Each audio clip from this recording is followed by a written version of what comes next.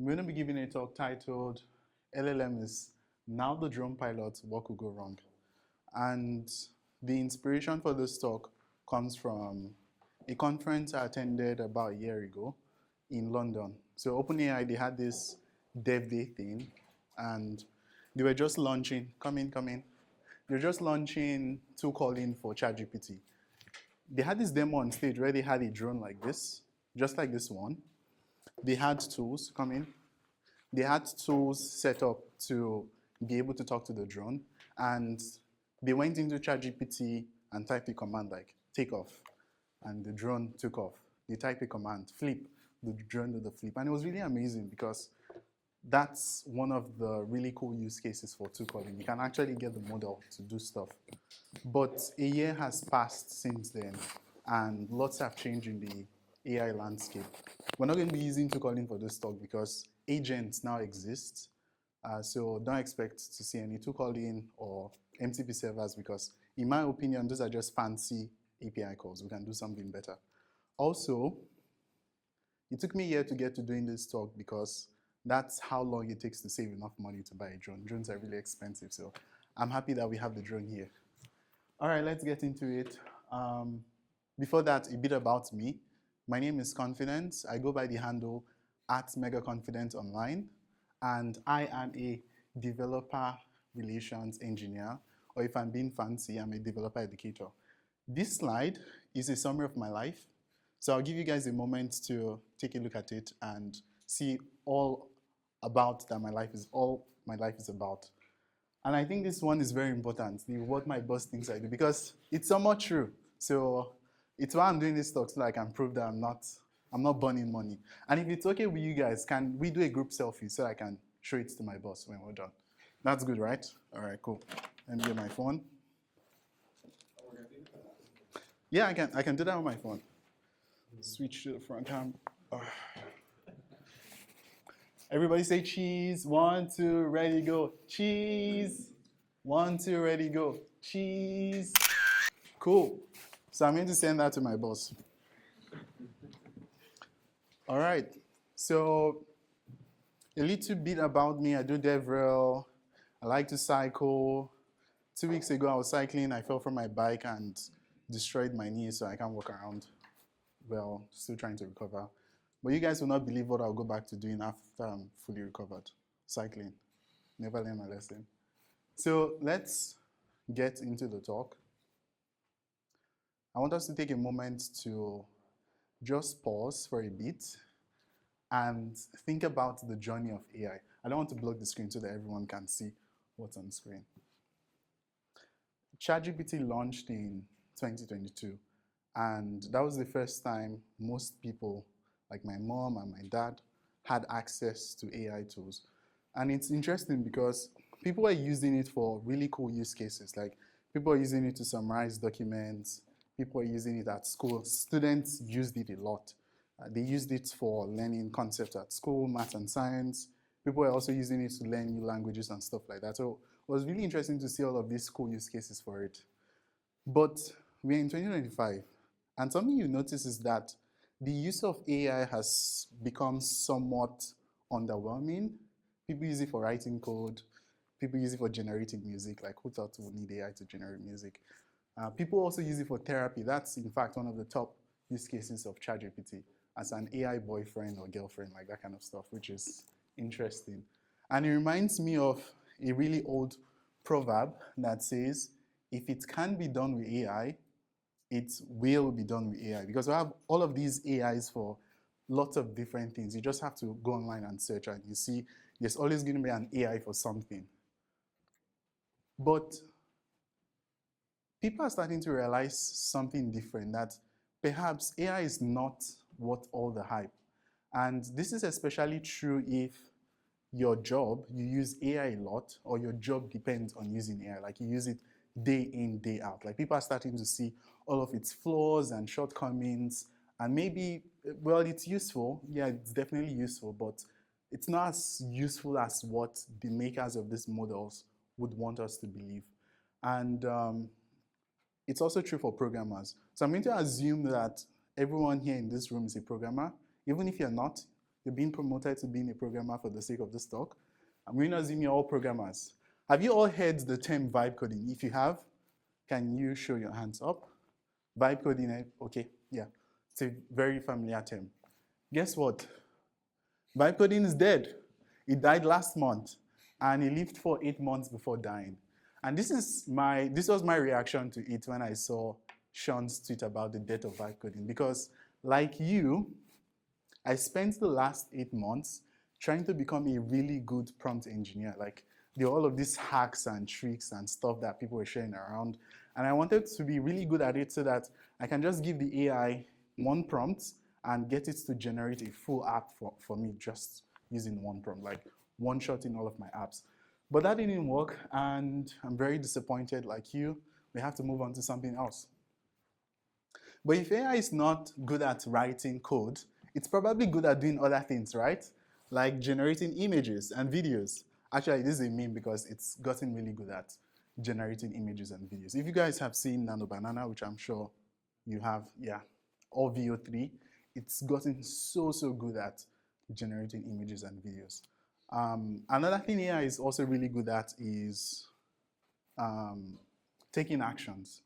So if you can describe what it is you want to do in words, give it to a model, also provides the context for it to do what it is you want it to do, it's going to be able to do it. So tell it what you want to do, give it a context, give it the tools or resources or whatever it is it needs to do, it's going to be able to do it. And that's the whole idea of where agents come in.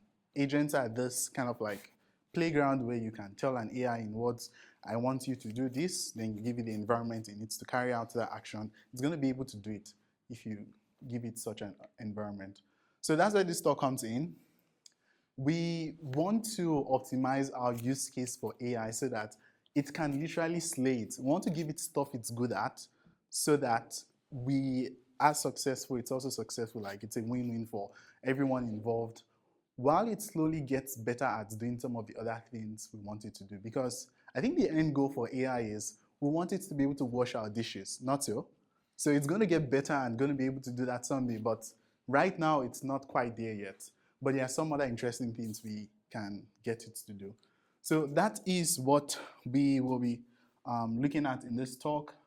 I'm going to be showing you a demo where we are going to get an AI to fly that drone over there.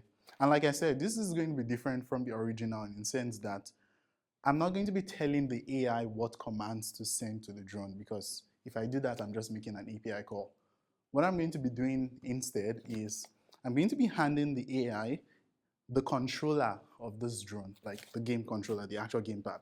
I have a software that's a virtual gamepad. I'm going to give it to the drone. Then I'm also going to give, I'm also going to give the AI access to the sensors from the drone. So it can see things, then it can also control the drone, just like a human would. Because if I was going to fly this drone as a human, I need to be able to see where the drone is and see where I want it to go. And I also need a controller to actually make it to do what I want it to do. So we're going to put the AI in that kind of environment and see if it's able to fly the drone. Word of caution, I hope this works, because if it doesn't, it's not my fault, it's the AI's fault. All right, so let's get into it. I will switch to, I have a couple, okay, I need to turn this on. Step one.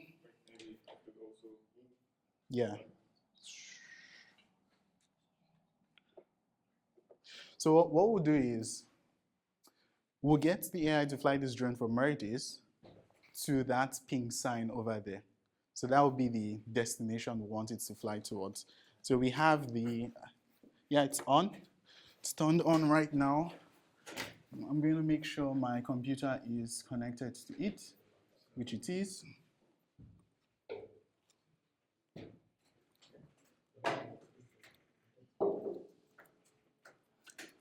So I'm starting the agent.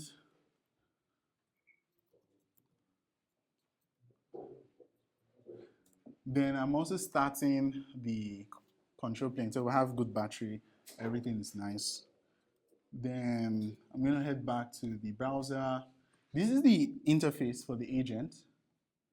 And I'm just going to say something like, hey, fly the drone to the ping sign, because that's where the ping sign is. So everything good? Okay, yeah. Everything looks good.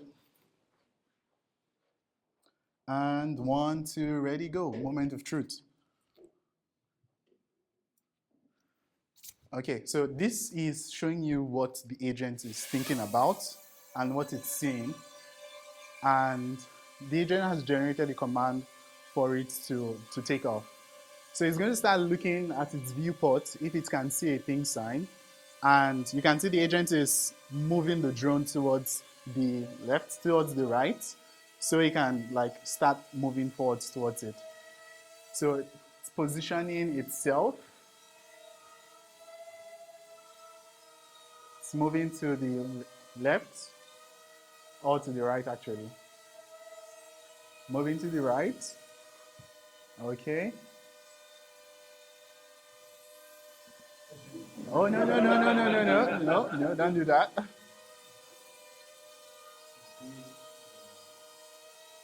So at some point you should start moving forward so that it starts moving, like approaching the ping sign. I don't think it's doing what we want it to do.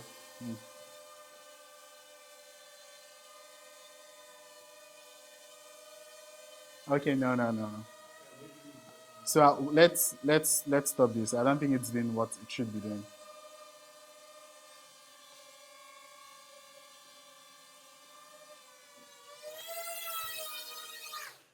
Okay, we'll give this another try. Let's give this another try.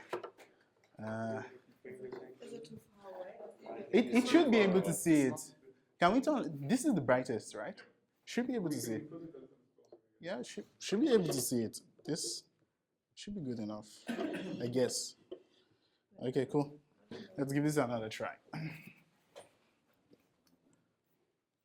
Okay.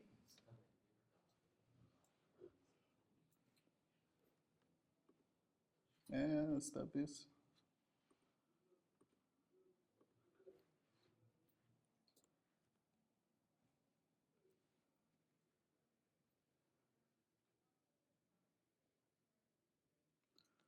I think I'll just probably restart the whole thing because, yeah, that did not work. Okay, cool. Let's stop this. Reconnect. Cool. Go here. Stop this. Reconnect. Now let's go to the browser and tell it fly towards the ping sign. I should have said please fly towards the ping sign because it's good to be nice. So it should be seeing the ping sign now. And again, you should move to the right and then try to fly forwards towards it.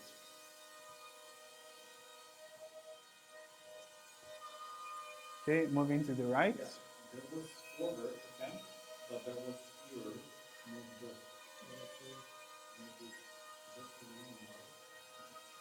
So it's seeing, yeah, it's moving forward.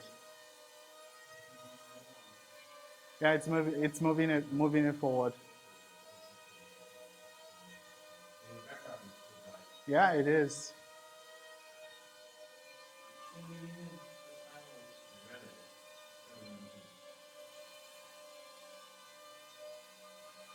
It's moving. It's quite slow. But anyway, what you see on the screen here is, this is just a representation of what's the kind of like spatial data that is coming from the sensors of the drone and is being sent to the agent. So the agent is looking at this data, looking at the controls for the drone, and looking at the commands it can send to the drone, and then determining, this is what I can see. If I need to get myself, which is the drone, to where it needs to go, what commands do I need to generate to fly it? So it's doing that reasoning loop on its own. And you can see all of the commands that is being generated based on what it's seeing. So it's still seeing the sign and it's moving forward.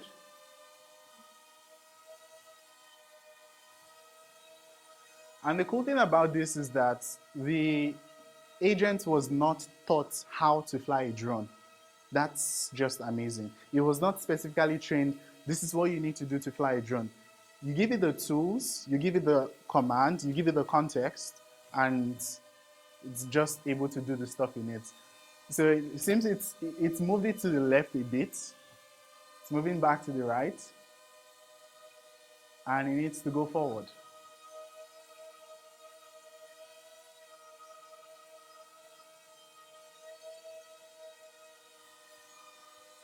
It's moving to the left.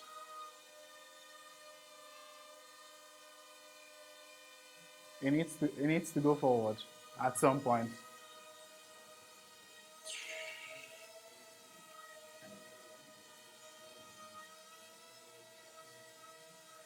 This is also something I've noticed about AI systems. They like to get things just right. So what it's trying to do is it's trying to center the pink sign at the middle of its viewport before it starts moving forward. And yeah, I think it's probably centered now, so it should start moving forward again.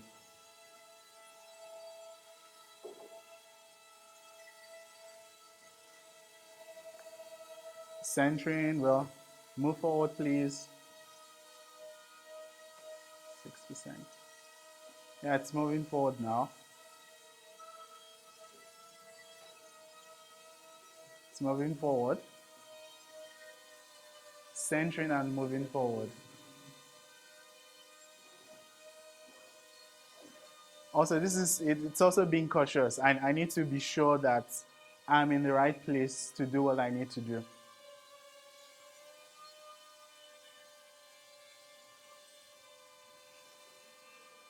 Yeah, we can start to see the sign a bit clearer. That I can really see where I need to go. And then it should get close enough to determine that I should land this drone now. Okay, so let's see. Let it do its thing. Let it decide when to land the drone.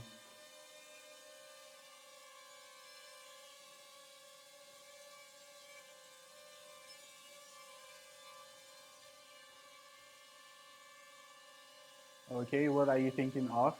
Still trying to get it perfectly aligned. Should move forward now and land.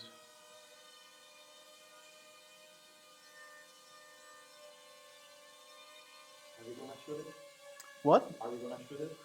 Am I going to what? Are we gonna shoot it? Yeah, no, no, no. Target. Well, it doesn't have a gun attached yet. Maybe I'll do that for my next talk. I'll attach a gun to it. Nobody wears pink, so it applies to people, right? If someone wears pink, What? if someone wears pink, Yeah. So because what we told it now is fly towards the pink thing. That's why it's doing it. You can tell if someone was wearing pink, it would think that's the pink thing it should fly towards. Oh, my laptop has gone off. Okay, I think it's having troubles deciding that it's gotten close enough.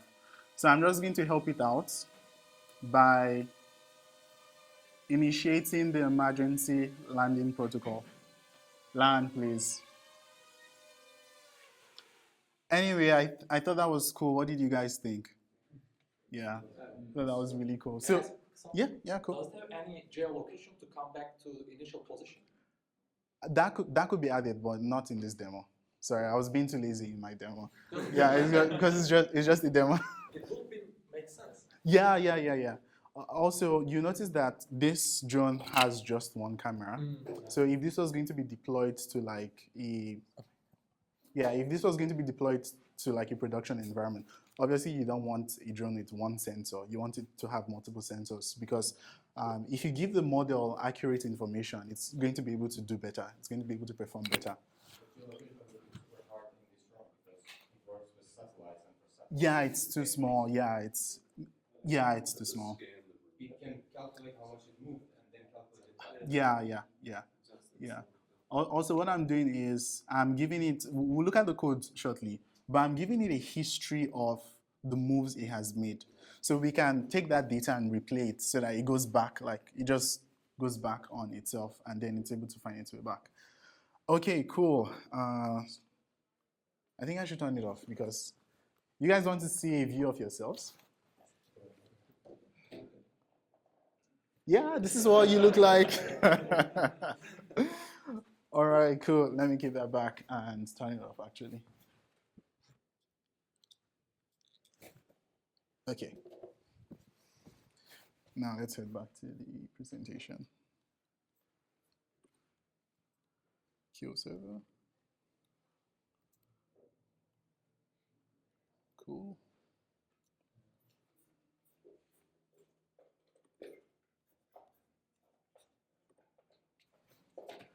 So yeah, the demo gods partly answered our prayer. It got close enough. So how does this work? I'm sure that's what you guys are thinking of, right? Because this could have so many other use cases other than flying a drone. How does it work? I'm going to be showing you a series of diagrams. This is going to be the first of many to explain how it works. This drone is really old. It's like 7 years old, and it has an Intel processor. That's to show you how old it is. Like nothing ships with an Intel processor, but it's old, and because it's that old, you need to talk to it over Wi-Fi. So it has a local network it creates. You need to connect to it over Wi-Fi, hence the diagram to explain all of this. So I have my laptop connected to the drone over Wi-Fi to communicate with it over the local network. But I also need to connect to the internet because the agent needs a model to power it, right? So that's where my phone is, and that's why I have my phone plugged in. You saw me plugging in earlier. My phone is connected to the Wi-Fi. Then my phone is connected to my laptop via Ethernet. So I have an internet connection to my laptop through my phone. Then I have a local network connection with the drone so I can talk to it. I'm really happy that you can have two separate networks on the same laptop. Like it's amazing. This would have not been possible because of it. So I'm going to show you the two systems that makes this work. The first is the agent, which is where the whole talk comes from. Then the other is the controller. The controller is the actual controller that is given to the agent so that it's able to make the drone do what it needs to do. So the controller part of or the control plane connects to the drone via UDP to receive the stream coming from the camera and also to send commands to it to move it to the left or move it to the right or move forward. When the stream comes, like when it's a stream anyway, so it's always coming. So when it receives the stream, it runs FFmpeg in a loop, in a 3-second loop. That's why it took, like if you notice, it took the drone a few seconds to decide to move. So it's running it in a loop, taking a snapshot of what is coming from the stream of the camera, converting it into PNG, and sending it off to a vision model called Moondream for object detection. So we already told the agent fly it towards the ping sign. The controller is going to tell, in addition to sending the image over to Moondream for visual detection, so it's going to tell you what in this frame am I looking for. So it's going to be the ping sign. So it sends that like quite frequently. The detections come back to the controller. The controller takes that data, packages it up nicely, and sends it to the agent. And that's where the agent comes in. So the agent is where you saw the chat UI. We say fly to the ping sign. It takes that information, sends it to the controller so that the controller runs detections on the frame looking for the ping sign. When it gets the data back, the agent runs a tool in a loop that is connected to any LLM, like this could be anything literally. And what is happening here is we're giving the spatial data coming from the detections to the LLM. We are also giving the LLM sort of the manual for the drone so that it knows what commands are valid to the drone. And we're telling it, hey, look at this data, look at what the drone is currently seeing, look at the target where we're trying to get to, and generate the commands I need to get to where I need to go to. When the commands are generated, the agent forwards it to the controller passes it on to the drone and gets the drone to move. That's a summary of how it works, and that's how you get both the agent and the controller working together to make the drone move. But I know some of you are like, shut up, stop showing me diagrams, let's look at the code. Hashio already said he wants to see some of the code before now, so let me show you some of the code in practice so that you see how all of this is done. Also, there's a GitHub link if you want to go take a look at this later. So what you're seeing, the first few lines here, We're connecting to the agent via UDP. We have a helper to send commands to the drone. We are also listening for messages from the drone, because when we send an invalid command to the drone is going to tell us, hey, this is not valid. When you send a valid command, it tells us, okay, this is valid. And then we connect to it and then do like some housekeeping to set it up so that we turn on the API. We also turn on the camera and we check for the battery status. Here is the loop that connects to the stream coming from the drone and runs FFmpeg to grab one frame and to convert it to a PNG file, and then finally to return it to whoever calls this function. This is the caller of the function that runs in a loop. When it receives the image, it sends it off to Mondream for object detection, telling it what in the frame we're looking for, pink sign, and the data comes back. So we try to like make it look nice, and we calculate the size of the object we have seen in the frame relative to the size of the frame to tell it how much percentage of the frame is covered by the target object. That's how the agent knows how far away it is from the target, because really it doesn't have spatial information. We want to help it to give it as much context as possible. Then we send it back to, we take that data and we send it to the agent. And this is what that looks like. So this is an example of telling it, look for a green plant. Those are the coordinates of the plant. This is the data generated from the controller that is sent to the agent. Then the agent receives this data and runs this function in a loop. When it gets the data coming back from line 14, it runs this function in a loop, which gives it a prompt, which we'll see shortly, gives it access to the commands that are valid for this drone, gives it a history of the moves that has been made in the past, because it needs to know what it has done before, so it knows what to do next. And then we'll also tell it what the current state, like what the current spatial data coming from the sensors are. And then, hey, we tell it generate a command. And we take that command and we send it back to the controller, and the controller forwards it to the drone and gets it to move. This is my prompt, by the way.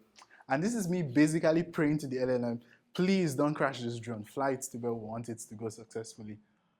So source code, if you want to take a look at it.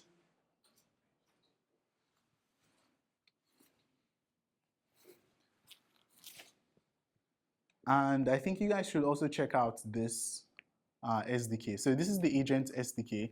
It's open source, and most of it was built using the agent SDK. And that's my talk. Maybe LLMs are not good yet to fly drones, but the idea is let's try to optimize our use case for AI. I think we'll get better results when it's optimized.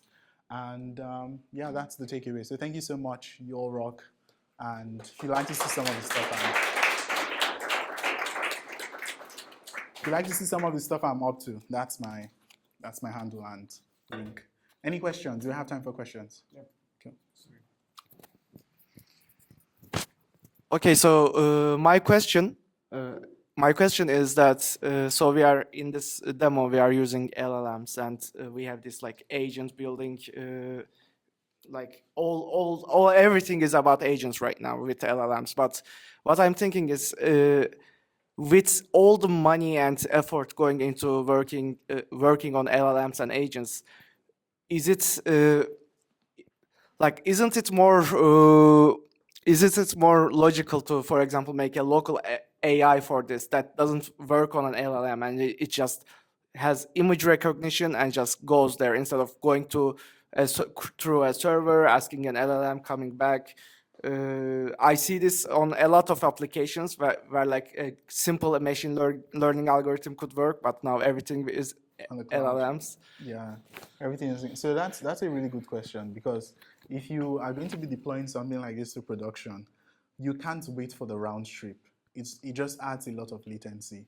So yeah, it has to run on not even on my laptop. It has to run on the drone itself, and that will require like a lot of optimizations to get a model that's trained specifically to do these kind of things and small enough to run on the drone.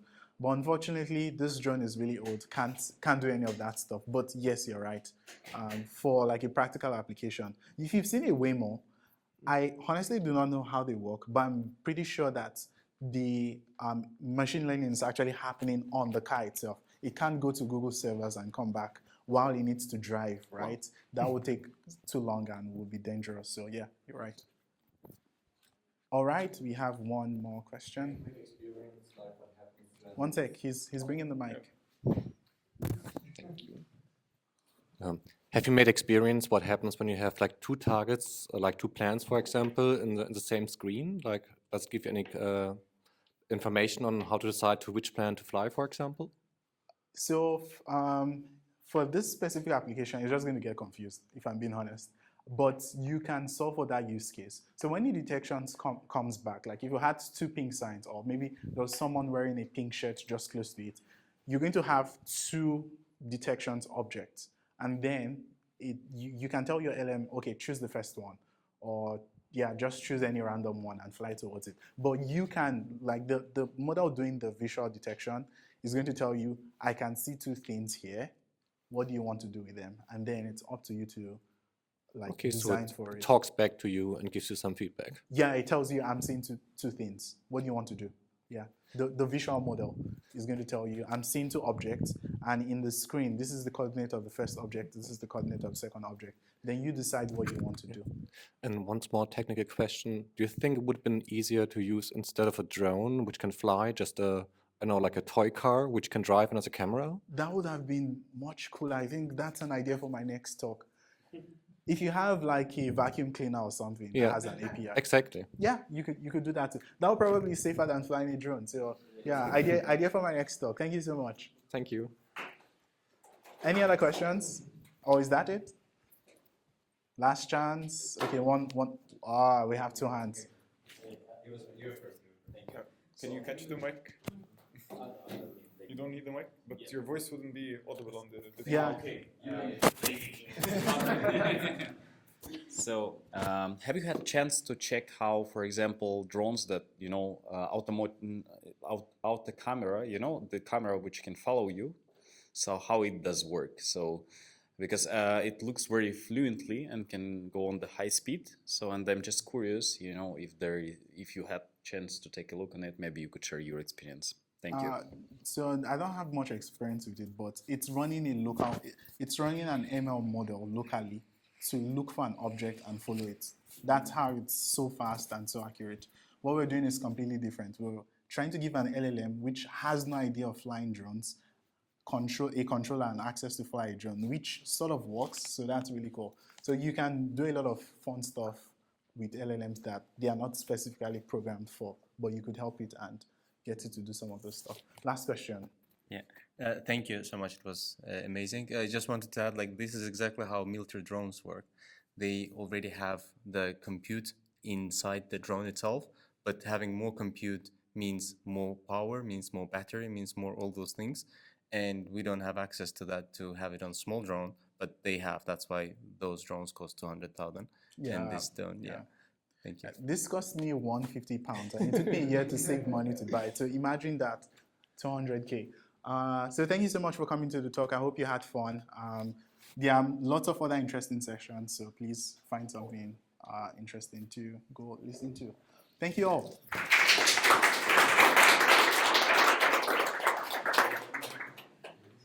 On behalf of the organizing team and GDG, thank you so much for your inspiring talk. Thank you. And we are very grateful having you here with us. And thanks all for being here. Thank you.